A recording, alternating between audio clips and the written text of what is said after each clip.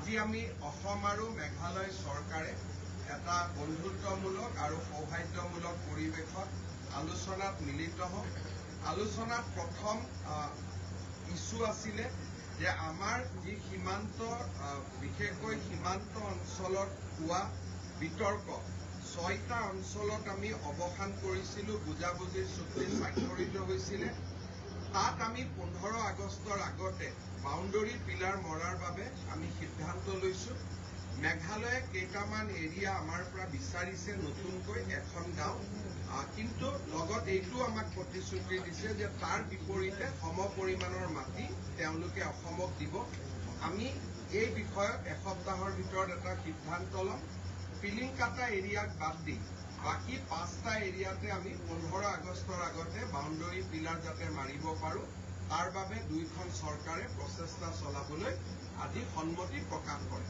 পিলিংকাটা এৰিয়াত অলপমান ইণ্টাৰপ্ৰিটেশ্যনৰ সমস্যা আছে, যদিও আমাৰ মাজত এগ্ৰিমেণ্ট আছিলে, কিন্তু বুজাবুজিত অলপ সমস্যা আছে। তাৰ কাৰণে দুইখন চৰকাৰৰ জিলা আয়ুক্ত আৰু এবাৰ বহিব আৰু আমি চেষ্টা কৰিম অকণমান যি বুজাবুজিৰ প্ৰশ্ন আছে তাকো যাতে আমি সমাধান কৰিব পাৰোঁ।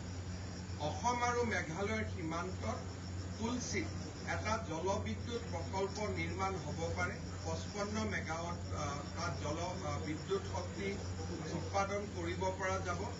বিদ্যুৎ শক্তিতকৈও ডাঙৰ কথা যে কামৰূপ আৰু গোৱালপাৰাৰ এটা বিস্তীৰ্ণ অঞ্চলত জলসিঞ্চনৰ বাবে পানী পোৱা যাব। এই প্ৰজেক্টটোৰ ক্ষেত্ৰত আমি সিদ্ধান্ত লৈছোঁ যে অসম আৰু মেঘালয় ফ্ৰেণ্ডশ্বিপ প্ৰজেক্ট হিচাপে ইয়াক আমি নিৰ্মাণ কৰিম, কিন্তু তাৰ আগতে স্থানীয় ৰাইজৰ আমি মতামত ল'ম, কাৰণ প্ৰায় 10খন গাঁও ডিছলোকেশ্যন কৰিবলগীয়া হ'ব।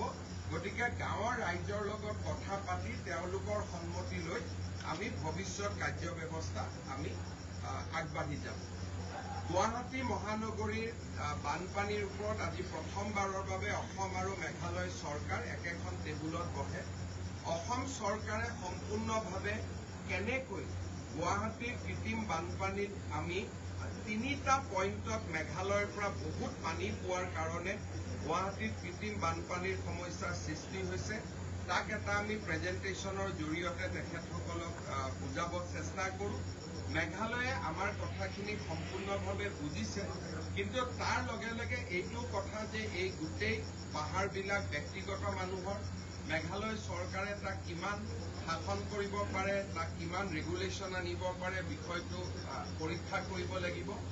আমি সিদ্ধান্ত লৈছোঁ যে north east space application centre, যিটো আমাৰ 8খন ৰাজ্যৰ উমৈহতীয়া অনুষ্ঠান, এই অনুষ্ঠানটোৱে খানাপাৰা, বাহিনী, জুৰিপাৰ আৰু যোৰাবাট এই গোটেই অঞ্চলটোৰ ছেটেলাইট মেপিং কৰিব। ক'ৰ পৰা পানী আহে, কেনেকৈ পানী যায়, তেওঁলোকে তাক চাব। 3 মাহৰ ভিতৰত আমাক ছেটেলাইট মেপ দিব আৰু তাৰ পিছত এই ছেটেলাইট মেপৰ আধাৰত কেনেকুৱা ধৰণৰ ইণ্টাৰ ষ্টেট প্ৰজেক্ট ল'লে দুইখন ৰাজ্যই কেনেকৈ যৌথভাৱে সমস্যাটো সমাধান কৰিব পাৰে, তাৰ বাবে গোটেই কথাখিনি আমি IIT ৰুড়কীৰ ওচৰলৈকে লৈ যাম আৰু IIT ৰুড়কীয়ে আমাক যি এটা সমাধান দিয়ে সেই সমাধান আমি বাস্তৱত ৰূপায়ণ কৰাৰ বাবে চেষ্টা কৰিম। মই মেঘালয়ৰ মুখ্যমন্ত্ৰী ডাঙৰীয়াক ধন্যবাদ জনাইছোঁ যে প্ৰথমবাৰৰ বাবে মেঘালয়ৰ মুখ্যমন্ত্ৰীয়ে গুৱাহাটীলৈ আহি গুৱাহাটীৰ সমস্যাৰ সম্বন্ধে তেখেতে বুজ লৈছে। মেঘালয়ৰ মন্ত্ৰী পল লিংডো, গোটেই মুখ্য সচিবকে ধৰি, আৰু আটায়ে এটা কথা অনুভৱ কৰিছে যে আমি দুইখন ৰাজ্যই কিবা এটা কৰা উচিত। আৰু মই ভাবোঁ আজিৰ দিনটো আমাৰ বাবে এটা স্মৰণীয় দিন।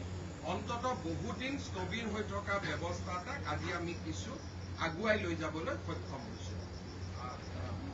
Actually, I have spoken in Assamese, same thing what I have spoken in English. So, Conrad, my friend Conrad Sama, Honorable CM Meghalaya.